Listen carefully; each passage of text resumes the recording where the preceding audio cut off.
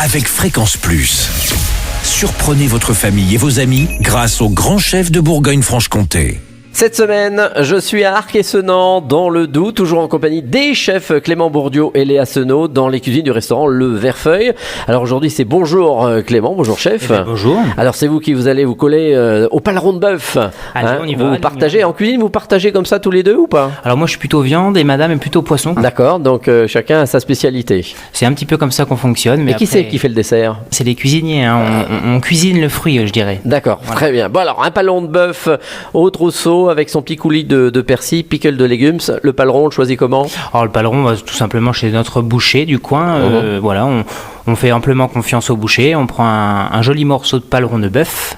Ce qui n'est pas très cher en général. Voilà, c'est un plat qui reste abordable, je dirais. Voilà, abordable, mais qui nécessite quand même beaucoup de travail. Hein. Voilà, il faut s'y prendre quand même un petit peu en amont pour préparer le paleron. Même de bœuf, peut-être la veille. Même sûrement la veille. Oui. Bon, alors, comment on procède? Alors nous, on le fait un petit peu dégorger, tremper dans le trousseau, complètement. Ah oui. Complètement enseveli dans le vin. Voilà, on vient y mettre un petit peu d'échalote, d'oignon, de laurier, de thym, un petit peu de garniture aromatique. Après, on vient le cuire. Donc le cuire, on le sort donc de la marinade.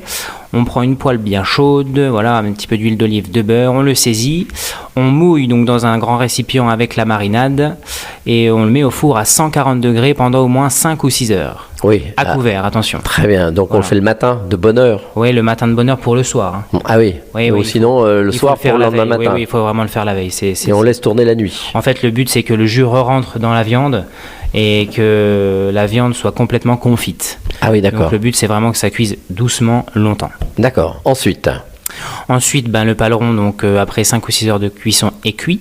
Donc on égoutte notre viande, on fait réduire complètement à glace notre marinade et notre jus de cuisson on va s'en servir donc pour la sauce.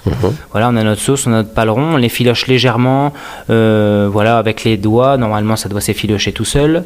Voilà, une fois que la sauce est réduite, on la mélange avec notre viande et là, on a une super rillette de paleron. Voilà, quelque chose de très très très gourmand. Voilà, donc on prend une assiette, on vient l'emporte-piécer au centre de l'assiette. Et puis après, à côté de ça, on va faire donc un coulis de persil. Donc tout simplement, on achète du persil, on en blanchit une partie dans l'eau bouillante, on en garde aussi une partie fraîche qu'on vient mixer à l'huile d'olive avec un petit peu de sel.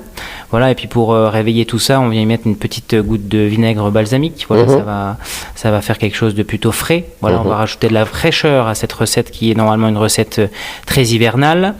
Voilà, notre coulis de persil est prêt, on a notre paleron qui est aussi également prêt. Avec ça, ce qu'on conseille, c'est faire des légumes en pickles, donc c'est eau, sucre, vinaigre, temps pour temps, chauffé et mis donc sur les légumes préalablement coupés. D'accord. Donc on peut prendre des carottes, on peut prendre du céleri, des petits choux-fleurs, voilà.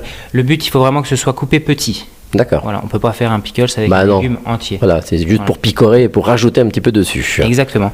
Donc voilà, une fois que notre paleron est cerclé dans l'assiette, on vient ajouter donc quelques gouttes de coulis de persil, nos pickles de légumes et puis on sert ça avec une pomme de terre ou une purée et on a un joli plat d'automne. Merci Clément Bourdiau ici dans les cuisines du restaurant Le Verfeuille à Arc-et-Senans dans le Doubs. Vous le savez, vous aussi cette semaine vous pouvez gagner un menu pour deux au restaurant Le Verfeuille. Vous envoyez le mot papille par SMS dès maintenant au 7 14 15. Papille au 7 14 15. Alors bonne chance à tous pour le prochain et dernier épisode. Cette fois-ci on va se retrouver avec le dessert. On va parler de pommes de verger, du clafoutis, de cidre et de Macvin du Jura. Et d'ici là, chouchoutez vos papilles. Chaque semaine, découvrez les meilleures recettes des grands chefs de Bourgogne-Franche-Comté. Du lundi au vendredi, à 5h30, 11h30 et 19h30, chouchoutez vos papilles. Fréquence Plus.